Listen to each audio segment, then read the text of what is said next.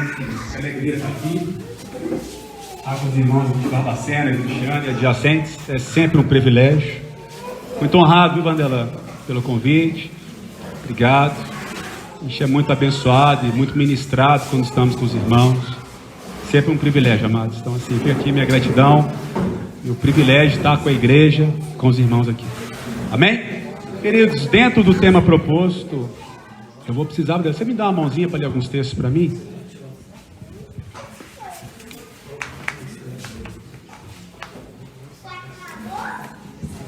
Queridos, quando o Marinaldo me disse sobre o tema de Hebreus 5, verso 12, pelo tempo decorrido já era para os serem mestres, eu confesso para os irmãos que essa palavra tem queimado no meu coração há uns 3 anos, aproximadamente.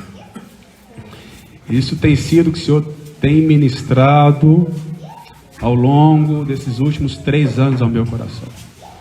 Devido ao tempo decorrido, a gente já devia ser mestres. E essa chave virou com mais força, talvez uns 2 anos e meio, quando a gente recebeu uma turma da Jocum.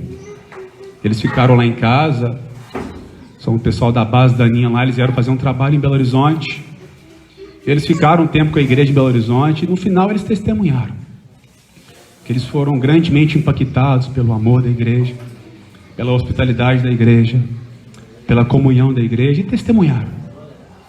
Mas quando acabou aquele testemunho deles, foram embora, Deus falou fortemente no meu coração. E eu procurei o Marinaldo e conversei com o Marinaldo. Isso tudo é maravilhoso.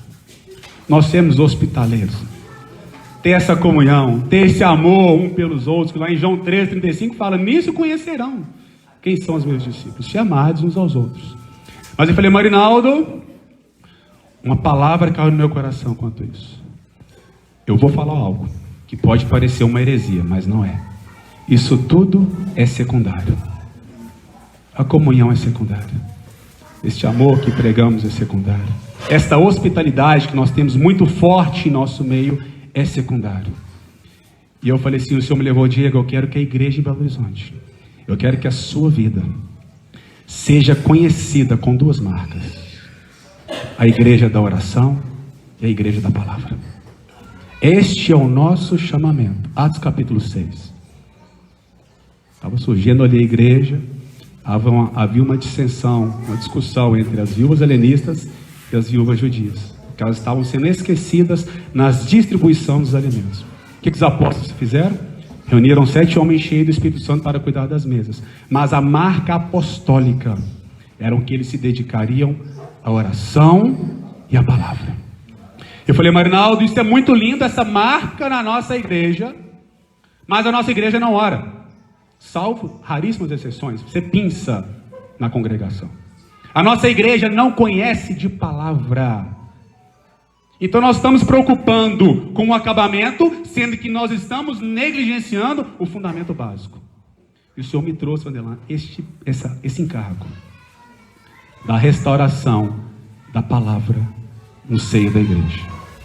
Amados, tudo vai decorrer daí. A comunhão decorre da sã doutrina. A hospitalidade vai decorrer daí. Hebreus 13, verso 2. Tudo está lá, os ensinamentos. Mas vai decorrer. Nós estamos preocupando com o secundário e nos negligenciamos do principal. Nós estamos focando, gente, é maravilhoso. Eu quero estimular todas essas boas obras. Mas, Vanderlan, só podemos passar de fase se o dever de casa estiver feito. E o Senhor me trouxe esse tema forte no meu coração. Porque eu pensei, gente, a nossa marca é a hospitalidade. A nossa marca é a comunhão. O que mais marcou esses irmãos foram coisas secundárias, embora não sejam listas e extremamente aconselháveis. Nós precisamos buscar isso, mas não é o principal. E o Senhor me levou, Diego, eu quero que a sua vida, que esteja lá na lápide do meu caixão, quando o Senhor me chamar para a glória, se Ele não for arrebatado antes. Diego, um homem da palavra e um homem de oração. É isso que eu tenho buscado, amados. É isso que eu tenho caminhado esses últimos anos neste trilho. Palavra, oração. Palavra e oração. E sobre isso eu quero compartilhar um pouquinho com os irmãos. Todas as demais práticas que nós já praticamos vai decorrer dessa prática elementar, que é essa doutrina bem fundamentada e também essa prática de oração que nós precisamos, como a igreja, urgentemente restaurar. Então, quando eu vi o tema, Wanderlan, meu coração se encheu de alegria. Porque o Senhor, amados, na minha opinião, Ele quer restaurar isso na igreja. Ele quer restaurar na igreja. E quando eu vi o tema, eu falei, glória a Deus. E curiosamente, nos últimos meses, eu tenho meditado. Eu estava orando, Senhor, o que o Senhor quer que eu compartilhe com os irmãos nesse retiro? Qual é a sua direção? Eu não quero que o Diego traga uma palavra. Não. A palavra é rasa, de mera eloquência, não. Eu quero que seu Senhor compartilhar a porção do céu, o maná, que é o próprio Cristo. A palavra não é minha. Eu estava orando, Wanderlan, Senhor, eu estou meditando, amados. A minha meditação diária tem sido ultimamente nas cartas pastorais. 1 Timóteo, 2 Timóteo e Tito. Essas cartas pastorais é Paulo no fim da vida dele, que ele morre por volta de 67 depois de Cristo. A gente sabe a data não ao certo, a gente sabe que ele morre no governo Nero. Nero morre em 8 de junho de 68, então a gente sabe que é no finalzinho do governo de Nero. Então, amados, as cartas pastorais é o velho apóstolo, o grande apóstolo, ensinando Timóteo e Tito aos deveres da igreja. Então, você quer aprender a como lidar com a igreja, como administrar a igreja, está lá. 1 Timóteo, 2 Timóteo e Tito. E o Senhor tem me levado a meditar nessas cartas já há algum tempo. E o Senhor falou, Diego, eu quero que você compartilhe alguns princípios dentro de 1, 2 Timóteo e também Tito. Eu queria compartilhar sobre algo mais específico, mas o Senhor, Wanderlan, me levou para essa direção. Talvez sejam coisas que os irmãos já sabem, mas nós precisamos restaurar essas verdades, porque a palavra tem que ter a primazia no nosso culto. O Luiz ontem estava pregando sobre os heróis da fé, sobre os juízes. Eu não sei vocês, queridos, mas eu saí daqui, amados, tão inquieto, tão assim, desejoso de fazer algo para o Senhor, porque assim, gente, se Ele pôde usar homens como aqueles. Eu estava pensando aqui, gente, não que eu seja um Abrastemp, mas tem uns ali, Wanderlan, que eu sou no mínimo igual, pior eu não sou não, misericórdia. Tem uns ali, Dora, que pelo menos acho que eu sou igual, então dá para usar. Queridos, pior ali que alguns não tem como. E se Deus usou, está em Hebreus capítulo 11, Galeria dos Heróis da Fé. Isso fala muito aos nossos corações. Se isso não injetar uma injeção de adrenalina na sua veia pelo Senhor, pelo reino, não sei mais o que a gente pode fazer. O que não pode acontecer, Wanderlan, é um rebanho de 200 pessoas se nutrirem de um trabalho de meia dúzia. Não pode. O reino de Deus é o único time que todos os jogadores estão na linha. Não tem ninguém no banco de reservas. Ei, ninguém. Ah, não tem talento? Tem. Porque recebeu menos um talento. Um talento são 35 quilos de ouro. O que recebeu pouco é milionário, multimilionário no reino de Deus. Então, amados, assim, eu quero encorajar os irmãos. Agora nós precisamos entender alguns princípios. Meu coração tem queimado por isso, Wanderlan, da gente ser esses cooperadores.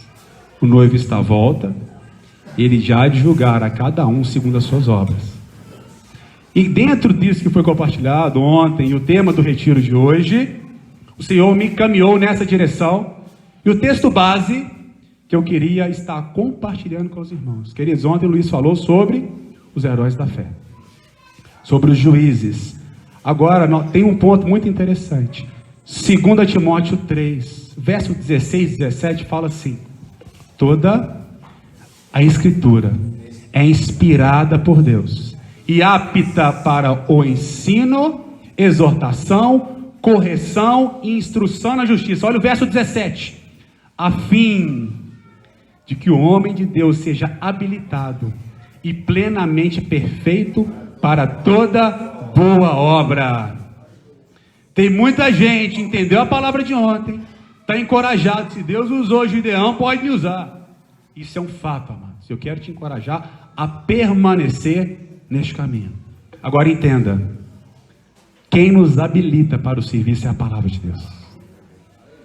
Toda a Escritura é inspirada por Deus, apta para ensinar, corrigir, exortar e instruir na justiça, a fim de que o homem de Deus seja pleno, habilitado para toda boa obra, preparado. Amado, Você quer servir ao Senhor? E isso é o seu chamamento, independente de qual área seja, aquilo que o Senhor tem te vocacionado e chamado. Você precisa, urgentemente, a ter relacionamento com esse livro. É a palavra de Deus que vai te habilitar. Não é eu que digo, queridos, acabamos de ler. 2 Timóteo 3, verso 10, é a palavra que nos habilita a toda boa obra. Quem que quer servir o Senhor? Deixa eu ver. Deixa eu ver. Querido, você está disposto a meditar nesse livro dia e noite? Você está disposto a fazer da palavra sua regra de fé e prática? Que nós vamos ler alguns textos, e o Senhor me levou, Vanderlei, 3 anos para cá, a mergulhar na palavra com mais diligência, a ler esse livro, a amar este livro. Eu até estava conversando hoje mais cedo no café, eu tenho um hábito diário de leitura. Eu senti falta esses dias, porque no retiro não dá um barulho e tal. Eu estou sentindo falta de ter meu tempo com Deus, eu e a palavra. Mas nós precisamos, todos aqui são chamados a servir o Senhor, cada um na sua área. Mas nós precisamos entender que o que vai nos habilitar a isso é a Santa Palavra. E o problema é, Vanderlei, que pelo tempo decorrido, a gente já devia ser mestres. Mas por que isso, queridos? Nós vivemos hoje uma geração analfabeta de Bíblia. A gente tem tempo para tudo. Para ler a Bíblia é uma dificuldade tremenda. Eu li uma pesquisa recentemente que os cristãos passam em média 25 horas em filmes, séries e redes sociais semanais. E somente 1 hora por semana, incluindo as idas às igrejas. Abre a Bíblia, irmão. Você ficou 20 minutos com a Bíblia aberta. Conta nesse processo. 1 hora só por semana. Você bombardeia sua mente 25 horas por semana e alimenta de migalhas da palavra. Vai chegar à estatura de mestre quando, amados? Jamais. O que mais me assusta, eu falei lá em Belo Horizonte, Reinaldo, nós temos irmãos aqui que caminham há 10 anos, 20 anos, 30 anos. E nós temos uma maturidade bíblica de primário. E eu quero, amados, estimular os irmãos. Não existe obra sem palavra. Nós temos que entender isso. Todos aqueles grandes juízes eram improváveis. Eu não tenho merecimento nenhum de estar aqui, queridos. Nenhum merecimento, nenhuma habilidade. É a graça. É a graça. Mas entenda isso, queridos. A graça, ela não age, ela reage. A graça de Deus, ela não age, ela corresponde com cada um de nós. Eu quero estimular os irmãos aqui nessa manhã, Madela, a ter fome pela palavra. Fome pela palavra. Você venha colocar como uma disciplina espiritual. Eu estava falando agora há pouco ali no café que eu introduzi o jejum há 3 anos como uma disciplina espiritual na minha vida. Queridos, a sua carne jamais vai querer orar, jamais vai querer ler a Bíblia e jamais, muito menos ainda, jejuar. Então quero estimular os irmãos nessa direção, de levantarmos disciplinas espirituais. Amém? E o texto básico que eu quero compartilhar com os irmãos está em Tito 2, de 11 a 14. É um texto bem conhecido de todo mundo. Nós já ouvimos algumas vezes este texto. Tito 2, de 11 a 14, fala assim: porque a graça de Deus se manifestou salvadora a todos os homens. Ela nos educa para que, renegadas a impiedade e as paixões mundanas, vivamos no presente século de forma sensata, justa e piedosa. Verso 13: aguardando, pois, a bendita esperança e a manifestação da glória do nosso grande Deus e Salvador Jesus Cristo, ao qual a si mesmo se deu por nós, para nos remir de toda iniquidade e purificar para si mesmo um povo exclusivamente seu, zeloso de boas obras. Nós temos material para trabalhar aqui a tarde toda, queridos, mas eu quero focar no verso 11. Fazer uma perguntinha para os irmãos que levantem o braço. Quem aqui foi salvo pela graça? Deixa eu ver. Efésios 2:8, pela graça sois salvos mediante a fé. Isso não vem de vós, é dom de Deus. Não vem de obras para que ninguém se glorie. Todo mundo foi salvo pela graça? Aleluia. Olha o verso 11. Porque a graça de Deus se manifestou Salvador a todos os homens. Ela nos educa. Grava isso, queridos. A graça de Deus, ela é pedagógica.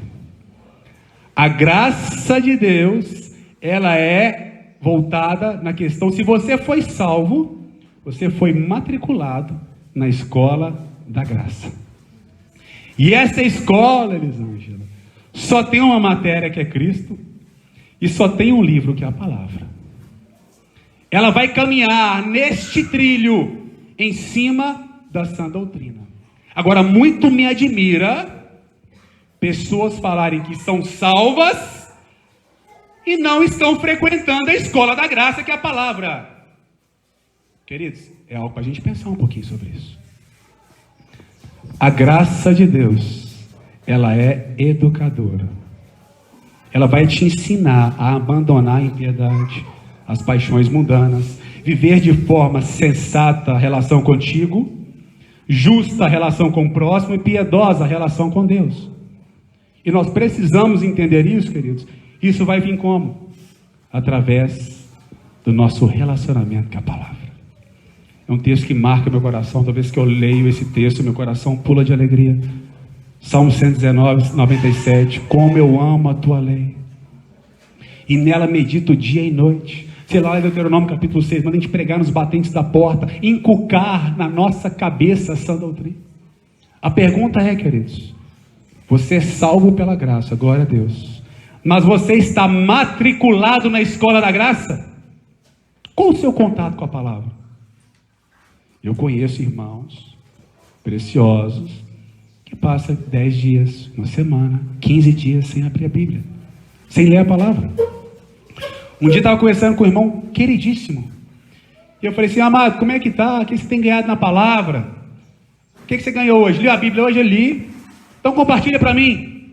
Ele foi e abriu o versículo do dia e compartilhou. Eu, glória a Deus. É isso aí. O que mais? Não, essa foi minha leitura hoje. Eu tenho um tal de versículo do dia agora, que chega no celular do povo aí você lê um versículo, e acha que isso vai te nutrir para o resto do dia, num mundo lotado, cheio de iniquidade e pecado. Amados, presta atenção numa coisa. A Bíblia tem 31.104 versículos. Grava isso. 31.104 versículos. 1.189 capítulos. Se você ler um versículo por dia, você vai demorar 31 dias, 31 mil dias para ler a Bíblia toda. Isso são estatísticas. 82% dos cristãos evangélicos nunca leram a Bíblia toda. 44% dos pastores nunca leram a Bíblia toda. Aí você vai e se pergunta: poxa, eu estou frio, eu estou desanimado, está difícil a caminhada, irmão. Você não tem, você bombardeia sua mente com coisas seculares, e aquilo que é o verdadeiro alimento, você não dedica tempo. Eu quero encorajar os irmãos. Eu falei com ele: amado, em nome de Jesus, você vai fazer uma disciplina de ler pelo menos 3 capítulos diários. Pelo menos 3. Por quê? Você lendo 3 de segunda a sexta e 4 final de semana, você lê a Bíblia toda no ano. Eu fiz o desafio com ele. Ele está lendo. Mas aqui não é para ostentar conhecimento, nada disso. Nós sabemos que nós lemos a palavra com o intuito, para vivê-la. Para viver a palavra. Se vocês lerem as cartas pastorais, Paulo, em nenhum momento, ele desassocia a doutrina da conduta. Todo versículo que ele fala de doutrina, vem procedimento logo após. Estão intrínsecos, estão ligados. Agora grave bem. É impossível você ter uma conduta santa sem a sã doutrina. Não tem como. Provérbios 23, verso 7. Assim como o homem pensa em seu coração, assim ele é. Amado, se você não nutria somente da sã doutrina, Colossenses 3, verso 16, habite ricamente em vós a palavra de Cristo. Habitar ricamente em nosso coração. E eu jamais achei que depois de tanto tempo decorrido, eu estaria aqui ministrando uma mensagem dessa. Para restaurar a paixão pelos irmãos. Restaurar o amor pela palavra. O nosso problema, queridos, é a falta de amor pela palavra. Se nós amarmos a palavra, nós vamos dedicar tempo a ela. O que fez minha chave virar, queridos, no relacionamento que a palavra, é um dia que eu estava estudando, Vanderlan, lendo sobre os juízes. E eu vi aquelas manifestações de teofania, e eu queria, Deus, eu nunca vi um anjo. Nem a asinha dele. Eu tenho orado por isso. Porque Deus tem na Bíblia o que é para mim. Qual o problema? Estou orando. E eu tenho aprendido que isso é um dos dons do Espírito, discernimento do Espírito. Toda visão do mundo espiritual é decorrente do discernimento do Espírito. Eu tenho orado sobre isso. E o dia eu ministrando, orando no meu coração sobre essas questões, Deus falou comigo, Diego, toda vez que você abre a palavra e lê e se alimenta dela, é uma teofonia diária que eu tenho para você. Esse livro é uma pessoa. Não são 31.104 versículos, aqui é uma pessoa. É o Verbo encarnado, o próprio Filho de Deus, escrito em cada página deste livro. Então isso virou minha chave. Toda vez que eu estou lendo isso aqui, eu estou imaginando o próprio Senhor se manifestando a mim, ministrando ao meu coração, falando ao meu coração. E em nome de Jesus, amados, se você não tem esse hábito de ler a palavra, se você não é diligente, não é zeloso nessa prática, eu quero te estimular a isso.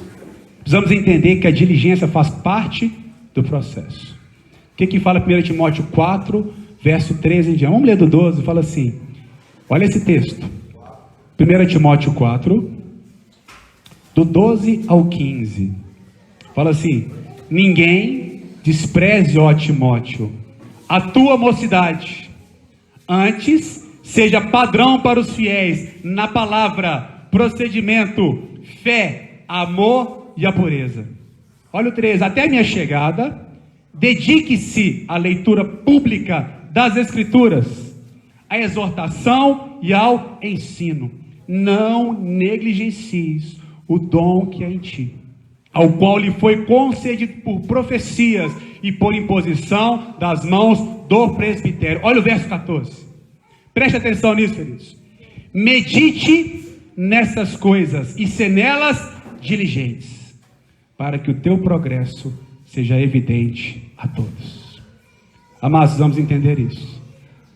Muita gente fala assim, eu leio a palavra, eles falam assim, Diego, eu leio a Bíblia, eu só não entendo. Eu leio a Bíblia, só que eu não entendo, não entra na minha cabeça. Amados, presta atenção. Pedro falando de Paulo, Pedro era um apóstolo. Ele fala assim de Paulo, escrevendo a cada, o irmão Paulo, amado, ele escreve umas coisas meio difíceis de entender. A palavra, eu concordo, irmãos, que não é, às vezes, tão fácil compreensão. Mas a Bíblia jamais foi para ser lida. Jamais. A Bíblia é para ser meditada. Você vem ali meditar, remoer o seu coração. E olha o que a palavra fala no verso 14. Timóteo, medite nessas coisas, ser diligente. Muita gente, Fernando, quer progresso na palavra sem diligência. Muita gente quer avançar no entendimento da palavra sem diligência. Queridos, isso não vai acontecer.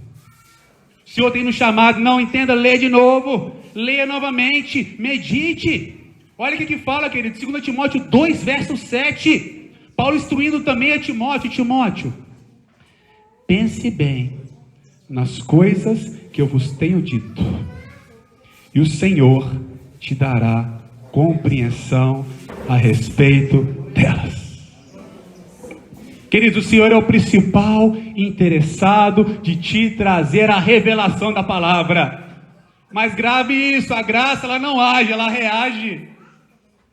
Olha a instrução, ser diligente, Vanderlan. Você quer progredir na palavra, amado?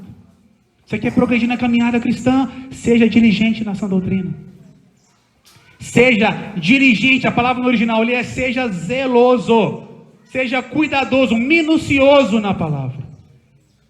O 2, verso 7, quando eu li isso, amados, eu comecei alguns irmãos que veem, seu irmão, você vai ler 10 vezes, depois nós conversamos. Pense bem, medite bem nas coisas que você tem ouvido, e o Senhor te dará compreensão a respeito delas. Amado, o Senhor é o principal interessado para nos trazer a compreensão da palavra. A pergunta é, você está disposto a fazer sua parte? A ser zeloso na palavra? Ou você acha que você vai ter entendimento do livro mais sagrado, revelado pelo Espírito Santo, lendo o versículo do dia? Lendo 5 minutos de Bíblia por dia, correndo? Para tomar um café, para sair para o almoço? Não. O Senhor quer restaurar em nós, Vanderlan, essa fome, essa sede pela palavra. Tudo na nossa caminhada cristã vai decorrer dessa diligência. Eu quero te convidar nessa manhã a ser diligente na palavra. Não leia a Bíblia.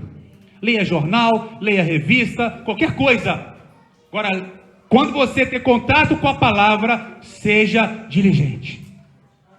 É o próprio Deus sendo revelado a cada um de nós. Se você tem falta de entendimento, peça a Deus, que a todos dá deliberadamente. Mas, amados, a palavra quer nos chamar, faça a sua parte.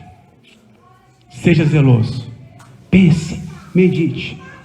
Passo todos os dias na casa dos meus pais, tomar um café com eles. Sempre surge algum assunto de Bíblia. A minha mãe vem, Diego, eu li esse texto, não entendi. Você vai ler, reler, ler 10 vezes, amanhã a gente conversa. Querido, sabe por quê? Não é saudável você ficar dependendo de Luiz para te trazer instrução. Gente, isso é maravilhoso, você ter um homem zeloso na palavra, e um mestre como o Luiz. Isso é um privilégio da igreja. Amados, isso é um privilégio. Ele falou que são mais de 30 anos estudando Bíblia. Você imagina que privilégio vocês terem um homem zeloso e um testemunho aprovado ministrando a palavra. Agora a pergunta é, você tem feito a sua parte, queridos? Você tem sido zeloso na sua parte? Que o nosso defeito é esse. Não, o Vanderlan está lá, o Eliseu está lá, hoje é o Luiz que prega. Dá vontade para a gente. Hoje nenhum dos 3 vai falar nada. E aí, como é que acontece a congregação? Será que tem culto? Será que tem culto? Os irmãos que ministram, hoje ninguém fala nada. Afinal de contas, a igreja tem que estar se alimentando da palavra. Amados, e nós precisamos ter esta diligência na palavra. 1 Timóteo 4, eu citei agora, verso 12, 13. Paulo fala para Timóteo, ninguém despreze a tua mocidade. Gente, idade não é desculpa para não servirmos ao Senhor com diligência.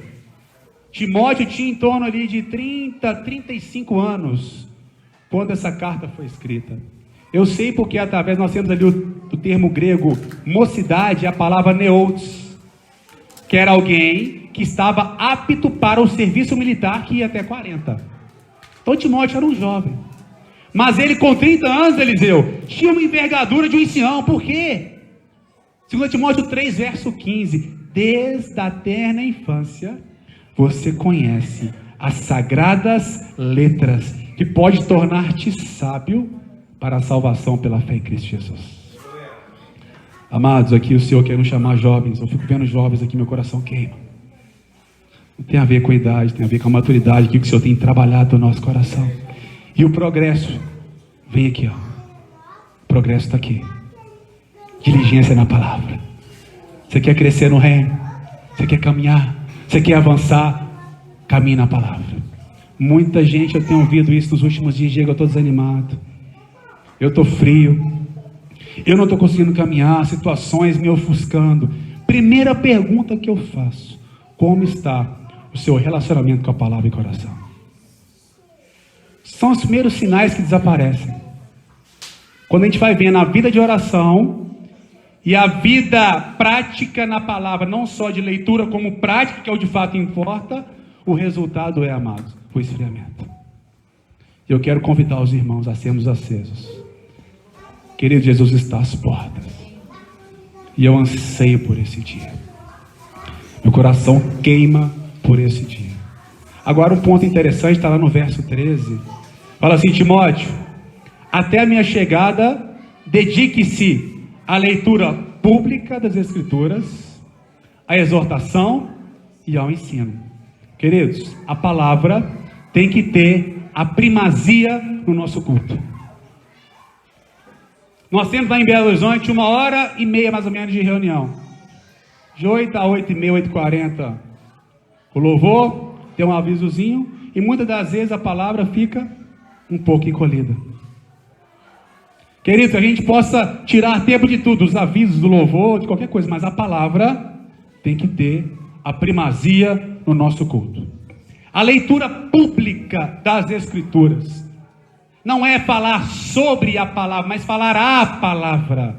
A palavra tem que ser lida, e não só lida, ela tem que ser ensinada. A pregação expositiva, pregar a palavra expositivamente. Deixa a palavra falar, queridos. Vamos abrir a palavra, vamos ler. Era assim que Jesus fazia. Era assim que as pregações dos apóstolos, você vê as pregações de Atos, queridos, eles iam citando a Bíblia. E tudo de cabeça. Era o improviso, surgia em pregação.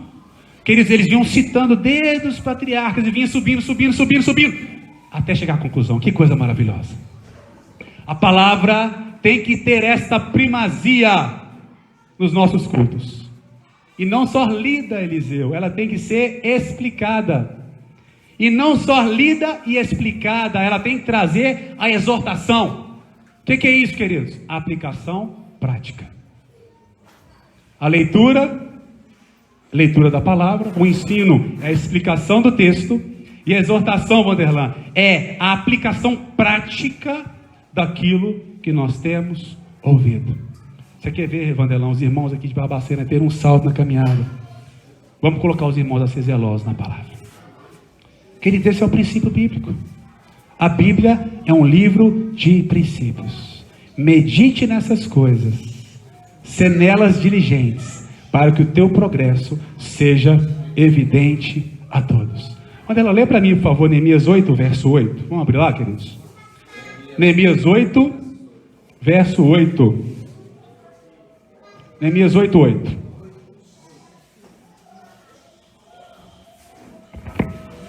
Amém, amados? Neemias 8, 8. Leram o livro da lei de Deus, interpretando-o e explicando-o, a fim de que o povo entendesse o que estava sendo lido. Amém. Queridos, a palavra de Deus tem que ser não somente lida, mas explicada. Por quê, Vanderlan? Ela tem que ser dirigida à nossa razão, emoção e vontade.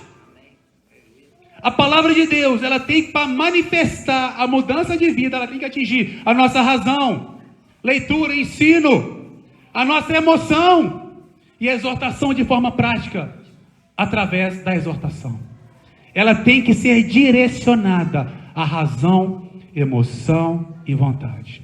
E queridos, não se iluda, a palavra tem esse papel. Hebreus 4, verso 12 e 13, todo mundo conhece, porque a palavra de Deus, ela é viva e eficaz. Ela é mais cortante do que uma espada de 2 gumes. Ela é apta para discernir, separar alma e espírito, juntas e medulas, e para discernir as intenções do coração. Porque todas as coisas estão nuas e patentes perante Deus, perante aqueles que haveremos de prestar contas. Mas a palavra é viva. E nós precisamos, Vanderlan, trazer a palavra para a primazia do nosso culto. Toda a nossa liturgia tem que girar em torno de 2 princípios. Atos capítulo 6, 1 Timóteo capítulo 2. Antes de tudo, faça orações e súplicas por todos os homens.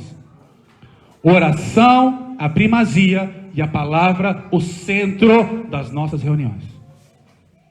Oração e palavra. Infelizmente, a igreja tem perdido essas práticas, perdido essas disciplinas, e nós negligenciamos os princípios e depois reclamamos os resultados. Eu não sei porque eu estou frio, eu estou desanimado, sem vontade de ir na igreja, não vejo Deus mover na minha vida. Queridos, a palavra de hoje é para restaurarmos esses fundamentos. Palavra, oração, isso tem que dirigir a sua vida. Vamos ler outro texto aqui que eu achei muito interessante. Tito 1, verso 9. Tito 1, verso 9. Você lê para a gente, por favor, Vanderlan? Tito 1, verso 9. Tito 1, verso 9. E apegue-se firmemente à mensagem fiel, da maneira como foi ensinada, para que seja capaz de encorajar outros pela sã doutrina e de refutar os que se opõem a ela. Queridos, olha o que esse texto está dizendo. Ele manda você não somente, Wagner Júnior, a pegar a palavra de Deus, mas aqui tem um adendo um pouco comprometedor. Nós devemos ser capazes de refutar aqueles que nos contradizem. Querido, uma coisa é você saber mal falar. Agora, outra coisa é ir para o campo do debate, da argumentação. O seu poder de fogo tem que ser muito maior. O seu conhecimento da palavra tem que ser muito maior. Aí você fala aquela palavra, poxa, eu vou abrir a minha boca e o Espírito Santo vai encher, amados. João 7, verso 38. É do seu interior que vai fluir rios de água viva. Grave isso. Não existe revelação aonde não tem informação. Você quer revelação da palavra? Alimente dela. Põe informação para dentro. A revelação virá. Tem muita gente querendo revelação sem ter informação. Não vai acontecer. A matéria-prima do Senhor é a palavra. Lembra de Gênesis capítulo 1? O Espírito Santo pairava sobre a face da terra. O Espírito Santo já existia antes da fundação do mundo. Mas quando, Vanderlan, que a terra foi formada? Quando a palavra foi liberada. A matéria-prima do Senhor é a palavra. É a palavra. A nossa ferramenta hoje é a palavra. E tem muita gente querendo ter revelação sem colocar o mínimo de informação dentro da sua alma, espírito e corpo. Eu quero te estimular aqui agora, amados. Nós estamos vivendo numa época em que nós tantas falsas doutrinas, tantos falsos mestres. Efésios 4, versos 14 e 15.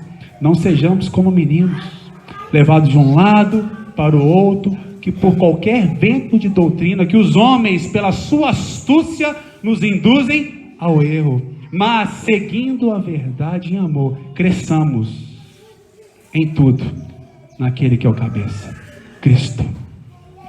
Quando ela li esse texto, eu falei assim, meu Deus, eu tenho que estar preparado, não só para instruir os irmãos na fé, mas para refutar, Fernando, aqueles que se opõem à sã doutrina, tanto dentro quanto fora, que hoje o que mais tem são falsas heresias, falsos ensinos. A pergunta é, queridos, você está pronto para refutar aquilo que vai contra aquilo que você crê? Pronto, que eu digo de preparado. 2 Timóteo 2, verso 15. Todo mundo conhece esse texto.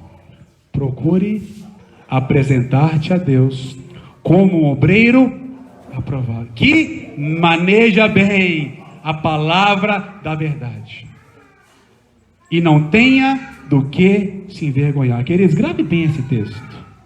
Olha o que essa palavra de 2 Timóteo 2,15 fala. Que nós devemos manejar bem a palavra da verdade.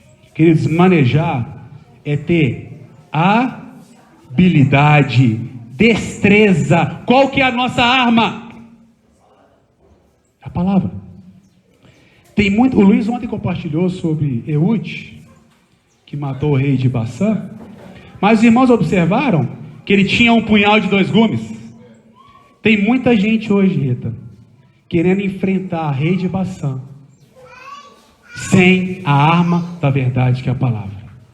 Você vai ser morto, querido. Você já imaginou se Eude fosse atacar aquele rei sem a espada? Ele ia atacar o quê? O quê? Ia sair o quê? Vento? Muita gente hoje quer ir para frente da batalha sem a única arma que a igreja tem, que é a palavra de Deus. Amados, nós só temos uma arma de ataque. Todas as outras, em Efésios capítulo 6, são armas de defesa. A igreja só tem uma arma de ataque: a palavra. Ela derruba fortalezas, destrói sofismas, eles são poderosas em Deus para destruir fortalezas. Amados, a pergunta é: como é que você tem saído para a batalha? Muita gente é corajosa, a gente escuta uma palavra daquela dos valentes de ontem, aquilo nos estimula.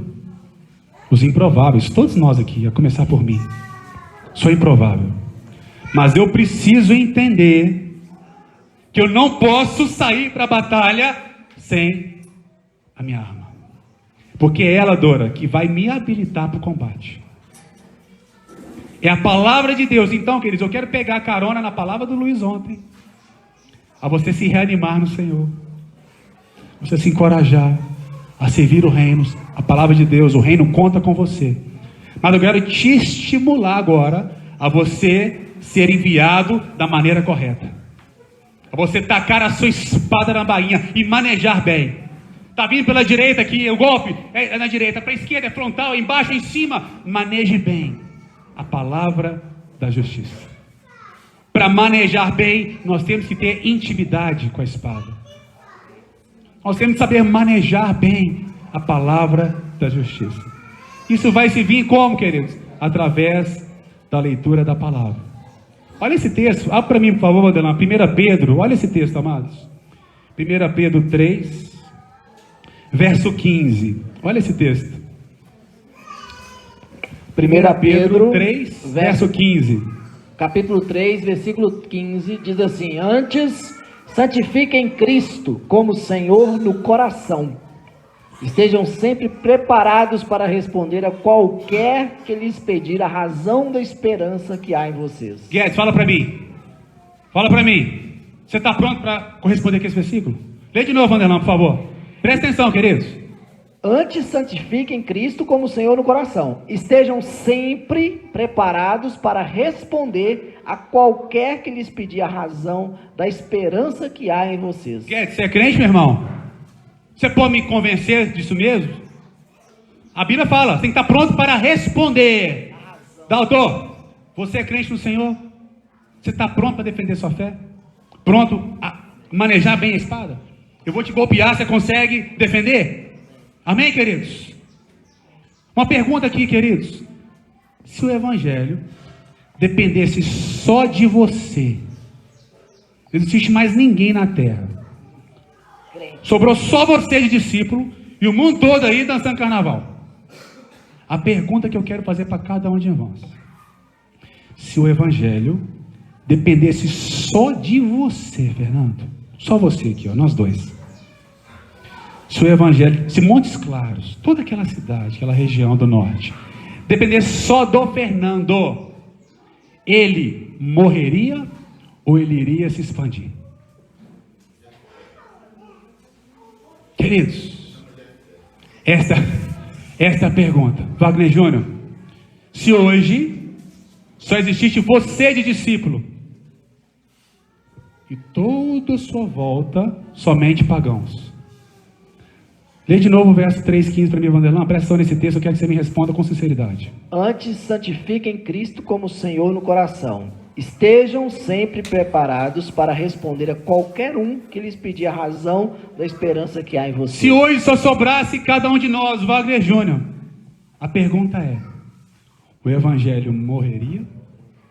Você consegue argumentar e defender aquilo que você crê? Ou ele ia, meu Deus, Marinaldo não está aqui, meu pai do céu, Luiz, não está aqui, o Vanderlan, não consigo falar com ele.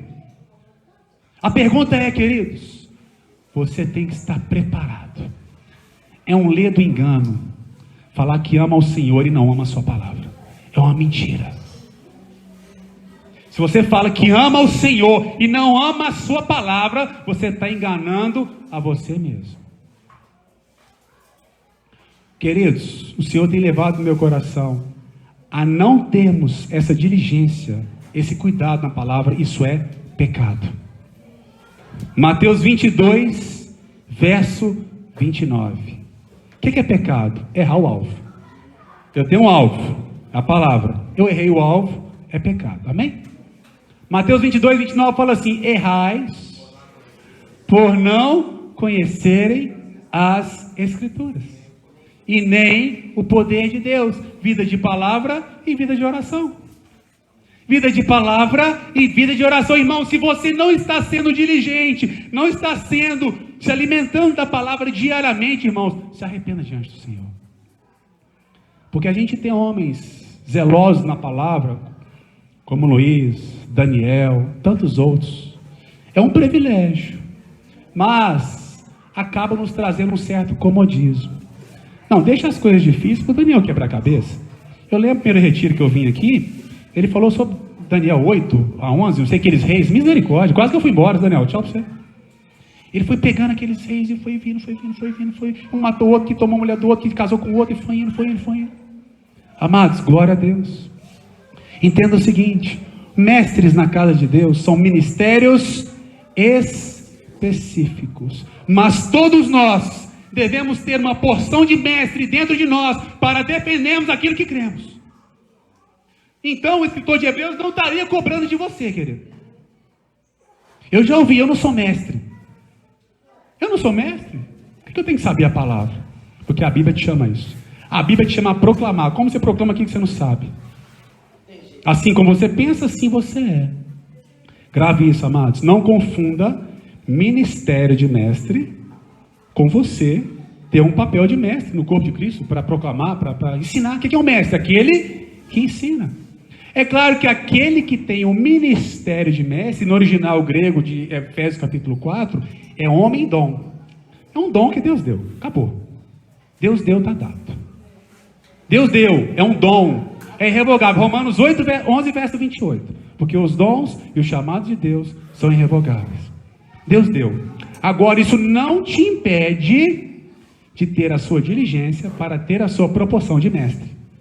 Porque a Bíblia nos chama, Fernando, a defender a nossa fé. A Bíblia nos chama a não simplesmente doutrinar, como refutar aqueles que nos contradizem. E, amado, eu aprendi uma frase com Billy Graham. Eu tenho meu hábito diário de leitura. Todos os dias eu leio, eu oro. Mesmo eu com essa prática, Vanderlan, esse hábito, se você perguntar para mim, Diego, todo dia você tem vontade de orar e ler a Bíblia ou não? Não tem. Não tem, queridos. Eu não tenho vontade de orar e ler a Bíblia todos os dias. Mas eu não vivo por sentimento. Eu vivo por mandamento. A Bíblia fala que eu tenho que fazer, bispa? Então vou fazer. O Senhor me chamou a isso, eu vou fazer. Faça só o que você tem vontade de você ver. É só comer e dormir, mais nada. Comer, beber e dormir. A nossa carne, ela tem essa tendência. Por isso que Paulo fala em 1 Coríntios 9, 27, eu esmurro o meu corpo e o reduzo à escravidão, para que depois de eu haver pregado, eu mesmo não venha a ser desqualificado. Queridos, eu quero estimular os irmãos. Billy Graham fala uma frase: ore, jejue e lê a Bíblia por disciplina, até que se torne prazer.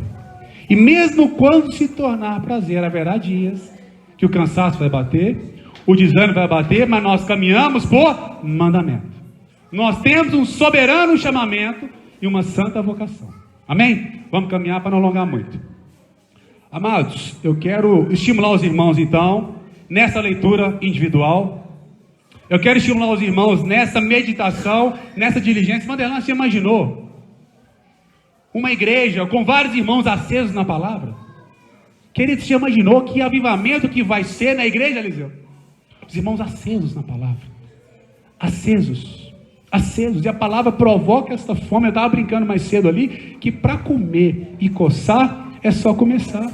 Às vezes você tem falta de fome pela palavra, por falta de alimentar dela. Mas começa a colocar isso como regra prática, meu irmão. O Marinaldo, isso vai ser uma revolução. Um avivamento pleno. Voltar à sã doutrina. Voltar à prática da palavra. Amém, queridos? Eu queria que os irmãos, Vanderlan, abre para mim, por favor. Olha esse texto, queridos. 1 Timóteo 4, 1 e 2. 1 Timóteo capítulo 4, verso 1 e 2 e depois o verso 6, tá? Então vai ser 1 e 2 e depois o 6. Pode ler, por favor. O Espírito diz claramente que nos últimos tempos alguns abandonarão a fé e seguirão espíritos enganadores e doutrinas de demônios, Tais ensinamentos vêm de homens hipócritas e mentirosos, que têm a consciência cauterizada. Versículo 6. Se você transmitir essas instruções aos irmãos, será um bom ministro de Cristo, nutrido com as verdades da fé e da boa doutrina que tem seguido. Queridos, o que a palavra está dizendo, quais são as marcas, o Luiz até falou ontem, que vai anteceder a volta de Cristo? 2 Tessalonicenses 2, de 1 a 8. A apostasia e a manifestação do homem da perdição. Agora a palavra está dizendo aqui que a apostasia está diretamente ligada à falta da sã doutrina. Lê de novo para mim o verso 1 e 2, Vanderlan, por favor. Presta atenção nesse texto, queridos. O Espírito diz claramente que nos últimos tempos, alguns abandonarão a fé. Apostatarão da fé. Por quê? Olha só. Seguirão espíritos enganadores e doutrinas de demônios. Só até aí. Amados, entenda uma coisa. Os últimos dias serão marcados pela apostasia. Ou seja, eu creio que nós estamos vivendo os últimos dias. Então isso está no meio de nós. Na igreja aí, no arraial. E nós precisamos, como que nós combatemos a mentira? Com a verdade. Como nós combatemos os falsos ensinos? Com a sã doutrina. Amados, quando eu li isso, Vanderlan, meu coração queimou de temor. Dora, a apostasia está diretamente ligada à falta da sã doutrina. Queridos, 2 Timóteo 3, de 1 a 9, todo mundo conhece essa passagem, não precisa abrir.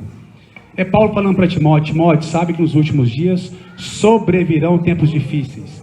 Os homens serão egoístas, jactanciosos, avarentos, e são 19 características ali, 19. E o que me assusta, Fernando, no verso 5, que fala assim: tendo forma de piedade, negando-lhe, entretanto, o poder, foge também destes. Ou seja, Daniel, essa turma está no meio do arraial. Esses homens, com 19 características nada piedosas, estão no meio da igreja. Eles têm forma de piedade. A palavra grega ali de piedade, a palavra grega eusébia, significa a verdadeira religião, devoção e respeito a Deus. Ela aparece 15 vezes no Novo Testamento. 13 vezes está nas cartas pastorais e 9 vezes em 1 Timóteo. Então está falando ali de igreja, do ambiente da igreja. São as famosas árvores lotadas de folhas, porém sem frutos. Agora, o que Paulo fala? Interessante, Mandela, neste tempo, nesse texto, que quando Paulo começa dizendo, nesse final dos dias, sobrevirão tempos difíceis. A palavra grega ali para difíceis é chalepos, que é a mesma palavra empregada naquela passagem dos Gadarenos, para se referir a endemoniado, a influência demoníaca. O que a palavra tem falado aqui? Que esses últimos dias, esses homens dos últimos dias, vão ser influenciados por doutrinas de demônios. E como é que nós combatemos as nossas armas espirituais? Não adianta nós combatermos com a nossa inteligência, eloquência, nossa habilidade. Nós temos o que, Eliseu? A nossa palavra de ataque. Tanto é que Paulo fala, depois quando ele passa as 19 características, ele pega do verso 10 ao 17. E ele fala assim para Timóteo: Timóteo, preste bem atenção. Timóteo, tu, porém, tens seguido de perto o meu ensino, o meu procedimento, o meu propósito, fé, longanimidade, amor, perseverança, sofrimentos e aflições, aos quais me aconteceram em Antioquia, Icônio e Listra, que variadas perseguições tenho suportado, de todas elas, entretanto, o Senhor me livrou.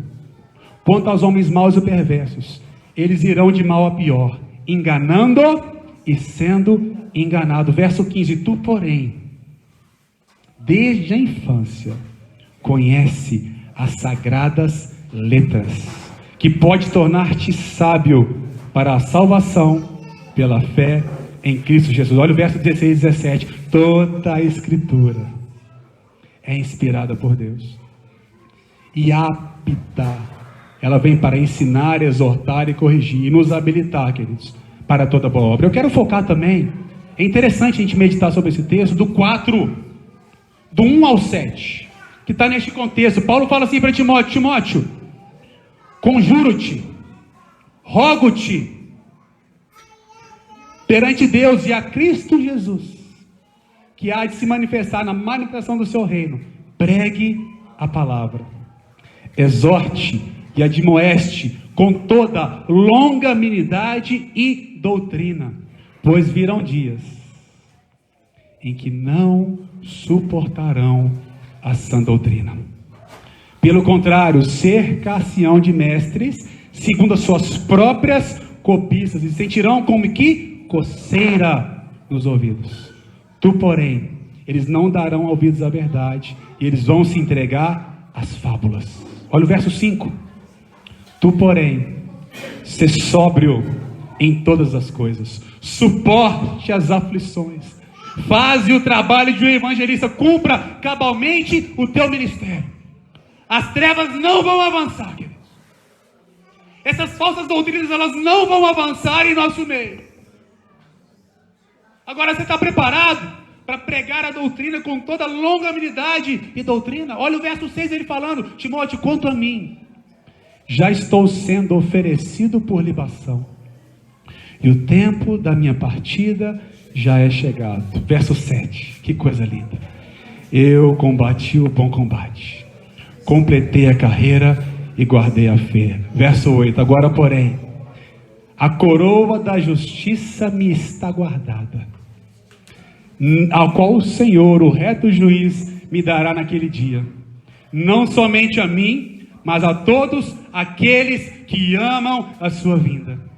Queridos, verso Tito 2, 13, fala assim: nós estamos aguardando a bendita esperança e a manifestação da glória do nosso grande Deus e Salvador Jesus Cristo. A educação na graça sempre vai nos conduzir à glória. Há uma promessa para nós. Há uma promessa, Eliseu, de nos mantermos firmes nessa sã doutrina. Há uma coroa da justiça. Se você acabar de ler o capítulo 4 de 2 Timóteo, é constrangedor. Ele fala assim depois: procure vir ter comigo depressa, porque Deus me abandonou, filho foi para... Vai falando. Aí ele fala assim depois com Timóteo: passe na casa de Carpo. Grave bem esse texto. Passe na casa de Carpo, pegue a minha capa,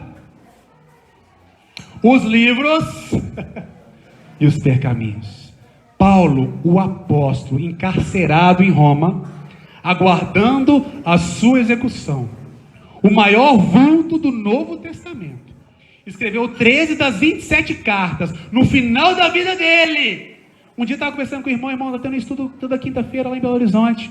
Ele virou para mim, Fernando, falou assim: não, eu não estou com idade de aprender mais, eu já estou velho, eu já passei da idade. Aí o Senhor me trouxe esse texto.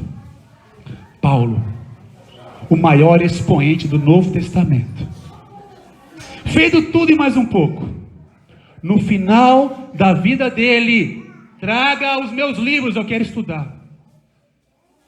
E traga os livros, era a lei, era o Velho Testamento que ele estudava, eram os livros, os livros do Velho, era a Bíblia do tempo dele. Eram os livros profetas do Velho Testamento. E traga o que? Os meus pergaminhos. Eu estou algemado, mas a palavra de Deus não. Querido, se você ler um texto desse e não se corar de vergonha, amados, nós precisamos reacender os nossos corações. Paulo amava tanto, Vanderlan, a doutrina, a palavra de Deus. Ele tinha tanto revelação, que ele entendeu que a Bíblia é o próprio Cristo revelado, que ele: não, eu quero. Eu estou preso, morrendo. Verso 6 ele fala: eu já estou sendo oferecido por libação, e o tempo da minha partida está próximo. Mas aqui, traz os livros. Eu posso fazer mais um pouco. Eu posso contribuir mais para o reino de Deus. Aí você quer servir a Deus sem conhecer a palavra, meu irmão, não vai ter como. Eu quero é te estimular a fazer da forma certa, porque é a palavra, Vitória, que vai nos equipar para as boas obras. Sabe por quê? O Diego de boa obra não tem nada, queridos. Muito pelo contrário. Vocês estão vendo aqui? É a palavra. Mais nada. É o que eu tenho entendido, Eliseu, aqui. Não adianta eu ter letra. Eu tenho que conhecer para praticar. Conduta. Olha o que ele falou agora, acabou de dizer, Timóteo. Você tem seguido de perto o meu ensino, vírgula, procedimento. Ligadinho. O que nos habilita a testemunhar é a palavra validada pelo testemunho. Agora também, para testemunhar, eu tenho que ter conhecimento, ter a palavra dentro de mim. Então é isto que eu quero estimular os irmãos. Para encerrar, queridos, não vou caminhar muito aqui não. Eu quero uma palavra que o Senhor me deu em relação aos irmãos que estão com o privilégio de estarem com o microfone na mão. É um privilégio, mas também é uma responsabilidade. Amado, o Senhor tem ministrado ao meu coração que a congregação, ela é reflexo dos seus líderes. Eu quero estimular aqui a liderança, aos irmãos de cada localidade, a subirem a régua.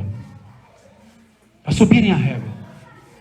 A congregação é reflexo direto da sua liderança. A congregação jamais vai estar à frente da sua liderança. Lá em 1 Timóteo 3, 1 e 2, é Paulo instruindo Timóteo com as características que deveriam ter um presbítero. Ali, amados, são 15 características. Depois os irmãos podem ler, 1 Timóteo capítulo 3. 15 características dos presbíteros tinham que ter. O interessante é que das 15, Fernandão, 14 são traços de caráter. 14. Irrepreensível, marido, esposa da sua mulher, não dado ao vinho, cuide bem da sua casa, hospitaleiro, enfim. A lista é longa. Domine bem a palavra. E olha que interessante, são 15 características, 14 traços de caráter e somente uma de habilidade. Na balança de Deus, o caráter vai pesar muito mais que a nossa habilidade. Mas o que nós não podemos também, Vanderlan, é, em função de focar só no caráter, esquecemos deste pré-requisito da palavra. Final do verso 2 fala assim: ele tem que ser apto para ensinar. Presbíteros, liderança, irmãos que estão com o microfone na mão, você tem que ser zeloso no estudo da palavra. Você quer ver a sua congregação subindo de nível? Suba primeiro o seu nível. Dê o exemplo. Seja dedicado ao estudo. Você não pode ensinar se você não para primeiro para aprender. E isto é, nós muitas das vezes negligenciamos este um conceito em detrimento dos outros. Concordo que tem um peso maior nas escrituras, mas nós não podemos também negligenciar esta observação. Está com o microfone na mão, o Senhor te levantou para trazer a palavra, você tem que ser apto para ensinar. Para ser apto para ensinar, você tem que conhecer. Amados, 1 Timóteo 5, verso 17. Dignos de dupla honra são os presbíteros que governam bem as suas igrejas, bem como aqueles que se afadigam na pregação e no ensino. Paulo fala, é dedicado no ensino, paga dobrado. Ali é pagamentos, honorários dobrados. Será que a palavra tem essa primazia? Será que o ensino tem essa primazia não no nosso meio? Eu quero que encorajar os irmãos que estão com o microfone na mão, que estão de fato, queridos, ter esse privilégio de nutrir o rebanho. Vamos subir a régua. Vamos começar a puxar a congregação. Se você for a congregação, vai atrás. Nós precisamos de ter homens, pessoas zelosas no estudo da palavra, para que isso venha irradiar em toda a congregação. Só um comentário. A gente só vai entender os tempos hoje de tudo isso que você falou. Muitas vezes a gente, como igreja, como discípulo, como cristão, não entendemos o tempo que estamos vivendo. E às vezes embarcamos de canoa muito furada. E nós temos o exemplo na Bíblia de várias pessoas. Uma delas é Daniel. Só entendeu por que estavam no cativeiro, porque Daniel tinha uma vida corretíssima, um profeta do Senhor e mais outros. Mas Daniel só entendeu que eles estavam no cativeiro. E o cativeiro ia durar 70 anos, porque a palavra dizia. Porque ele leu Jeremias, que dizia que o cativeiro seria 70 anos. Então, entender por que hoje eu estou aqui, que tempo é esse que eu estou vivendo, que era essa em que eu estou. E a palavra que nos informa. E Maria só entendeu que ela poderia conceber aquele filho, porque também Isaías dizia que uma virgem.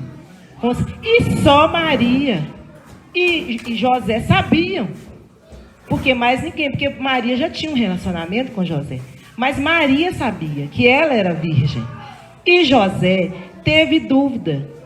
Mas quando o anjo o convenceu, ficou sabendo que realmente ele não tocou naquela mulher. E assim a gente pôde saber, porque ele com certeza deve ter falado com mais pessoas. Mas Maria firmou, e o versículo que fala que uma virgem conceberá, acho que tem Isaías 7, se eu não me engano, é tão sutil, irmãos, é tão sutil, que passa despercebido, né? Começa a falar uma coisa antes, fala isso, de uma virgem, depois vem com outro assunto, até falando de Ciro. É muito sutil. Mas Maria teve certeza. E ela foi a única que não duvidou. Ela falou assim, como que eu vou fazer? E ela conversou com o anjo, né? Isso só mulher que faz, irmãos. Bate-papo com o anjo. Que a gente foi rendendo o assunto. Ela foi rendendo o assunto. Ela foi rendendo. Mas é muito interessante. Então, eu também animo os irmãos a afirmar na palavra, porque a sutileza dos tempos em que estamos vivendo vai enganar a igreja. Vai nos dar rasteira feia, que a gente vai fazer, puxa vida, eu não precisava ter embarcado nessa, eu não precisava ter caído nessa, porque a palavra nos instrui, né? Então eu animo também os irmãos a estar afiados à palavra, porque é ela que nos faz ser nesse tempo doido em que estamos vivendo agora. É guerra num lado, é terremoto no outro que aconteceu, esses desencontros de governo não combina com ninguém, ou então às vezes combina com todos, então a gente está sem saber, mas a palavra vai nos dar um norte certinho, né? Amém. Lâmpada para os nossos pés e luz para os nossos caminhos é a palavra. É a luz, queridos, ela vai nos fazer enxergar mais longe, a entendermos este tempo, e nós como igreja, nós não podemos estar desapercebidos. Para encerrar, queridos, eu tenho mais 10 minutinhos, irmãos, me dá mais 10 minutos? Amém? Amados, eu queria compartilhar um pouquinho sobre a questão pessoal, a questão da liderança. Mas não, Deus tem colocado isso no coração, da gente subir. A liderança vai ser, a congregação é o reflexo da liderança. E uma coisa que Deus tem falado muito no meu coração. Nós estudamos o tabernáculo, né, Rita? E na parte coberta havia 5 colunas. 5 colunas. Que representam o número da graça e referente aos 5 ministérios. Nós não podemos ser uma igreja de uma coluna só. Só pastoral. Só churamicanta. Só evangelismo. Não. Nós temos que ter, me chamou a atenção que as 5 colunas eram de igual tamanho e proporção, sustentando toda a tenda.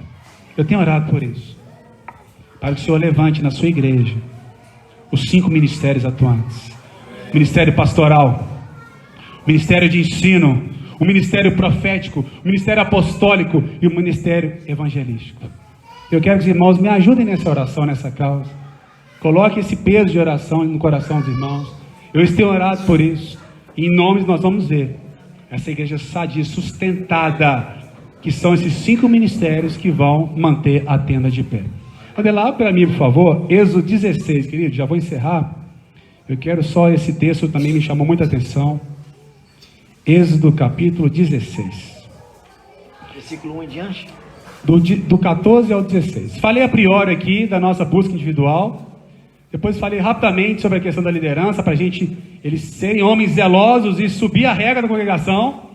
E agora eu quero falar para os pais e chefes de família. Deixa eu ver aqui, quantos homens nós temos aqui que são chefes de família?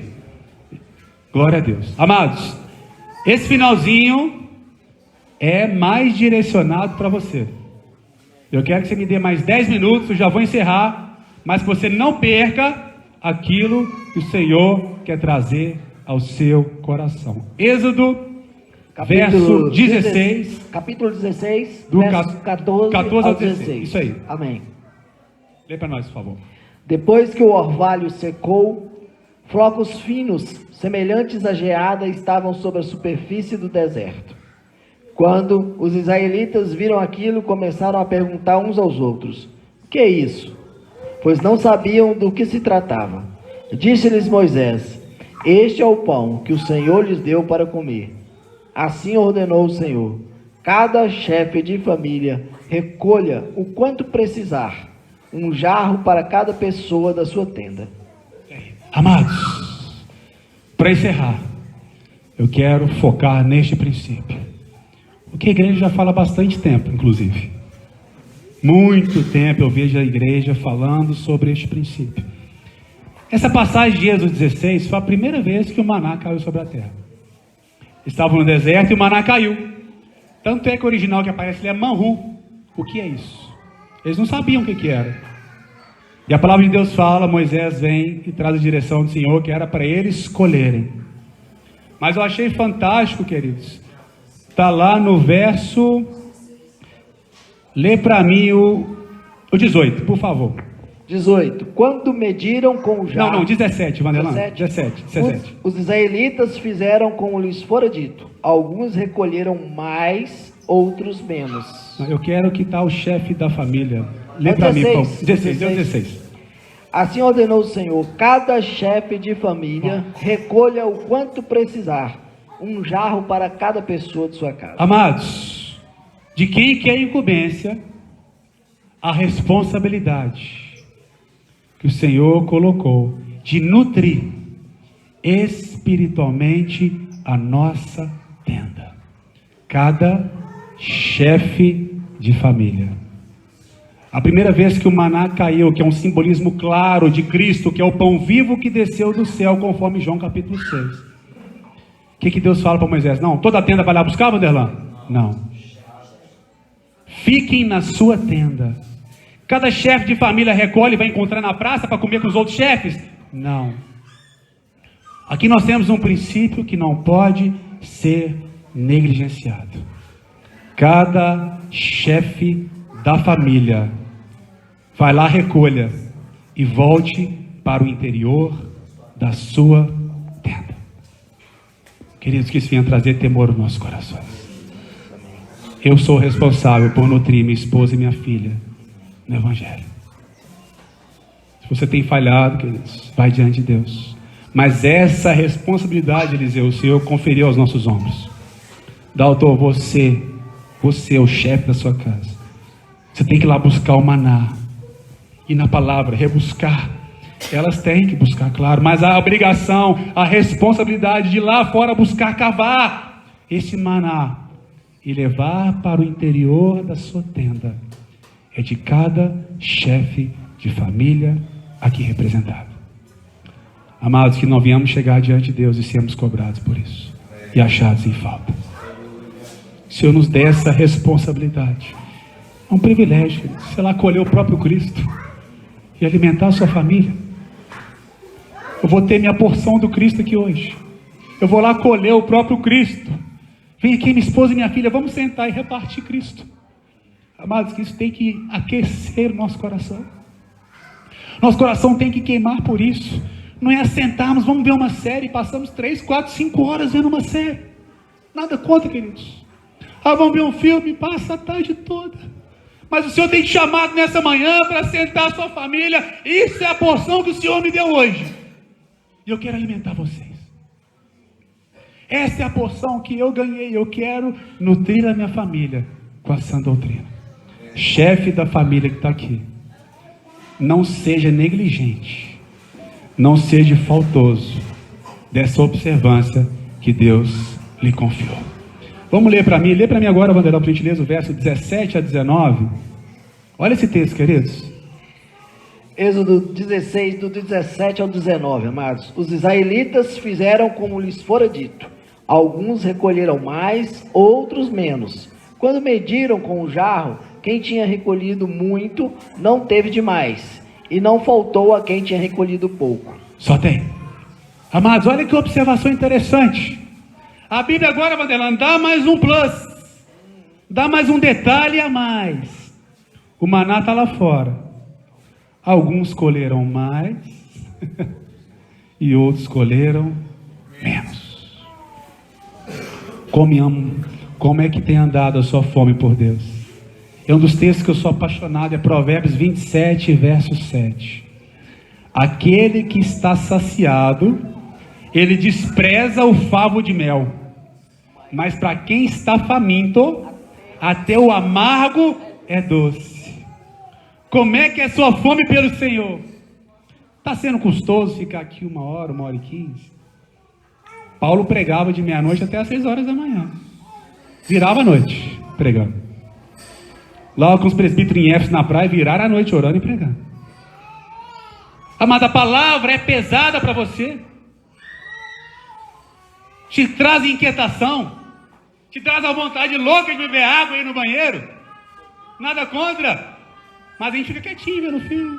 A gente segura. Vai no teatro, aquele silêncio sepulcral e prestando atenção naquilo. Vai no concerto. Qual que é a primazia e o valor que você coloca a palavra de Deus? Qual o patamar da sua vida que você tem colocado a palavra de Deus? Lá eles falavam, uns recolheram mais dor, outros menos.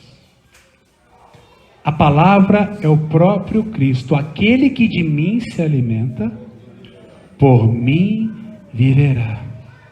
Como anda sua fome por Deus? Como ama sua fome pela palavra?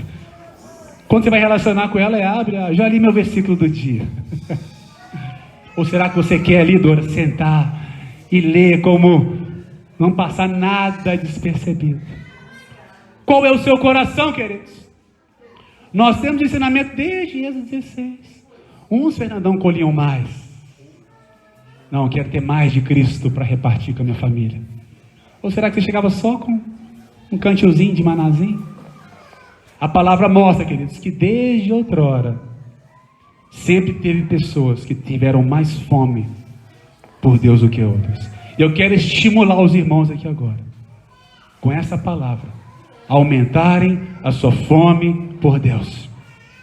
Recolha o máximo da alto que você puder para o interior da sua tenda. Tem mais, cabe mais aí, gente? Me dá mais uma vasilha. Vamos lá. E a Bíblia fala que aquele que colheu muito não sobrou, não teve demais.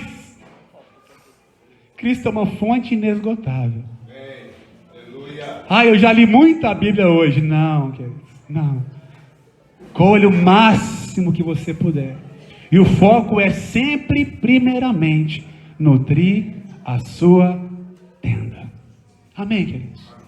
Os irmãos estão dispostos assim a não se enojarem, falar igual os israelitas, esse maná, esse pão vil. Eles enojaram do maná, mas que o maná vinha produzir em nós essa fome, essa sede pelo Senhor. Amém? Para encerrar, eu quero ler Êxodo 16 também. É o último texto aqui já. 32, Vanderlan, e o 34.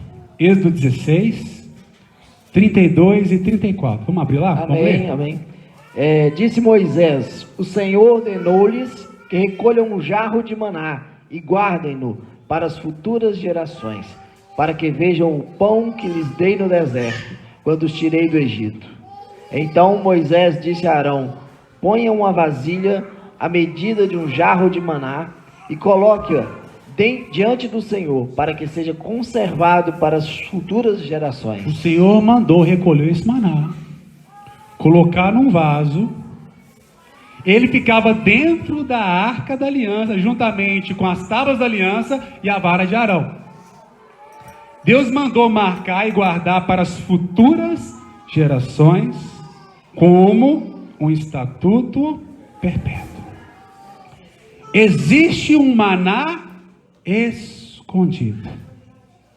E para encerrar, eu quero ler o texto de Apocalipse 2,17, que vai falar assim: quem tem ouvidos, ouça o que o Espírito diz às igrejas. Ao vencedor, eu darei a comer do maná escondido. Também lhe darei uma pedra branca, e sobre esta pedra lhe escreverei o nome, ao qual ninguém sabe e conhece. Quem tem ouvidos, ouça, diz o Senhor às igrejas. Ao vencedor, darei a comer do maná escondido. Amados, eu encerro com este texto e com encorajamento para os irmãos. Amados, há sempre uma porção do maná escondido para aqueles que querem se relacionar a sério com Cristo. O Senhor vai dar, o Senhor vai nos dar a comer, mas quem é o vencedor? Aquele que levar a palavra e levar Cristo a sério. Há uma porção escondida para cada um de nós. Salmos 25, verso 14. Os segredos do Senhor é para aqueles que o temem, aos quais Ele dará a conhecer a sua aliança. Amados, eu quero encerrar com essa palavra, e que seu coração venha queimar por esse maná escondido. Não para discutir opinião, não para ostentar conhecimento, mas conforme Esdras 7,10 nos ensina, Esdras se propôs no coração a aprender a palavra, a praticar a palavra e depois ensinar a palavra, e esta ordem não pode ser invertida. Conduta, prática e sã doutrina estão diretamente ligados. Eu quero acender o seu coração por amar este livro. A pessoa do Cristo revelada em nós. E através de nós e para nós, através de cada letra escrita na palavra. Amém, queridos? Muito obrigado pela atenção. Deus abençoe os irmãos. Glória a Deus.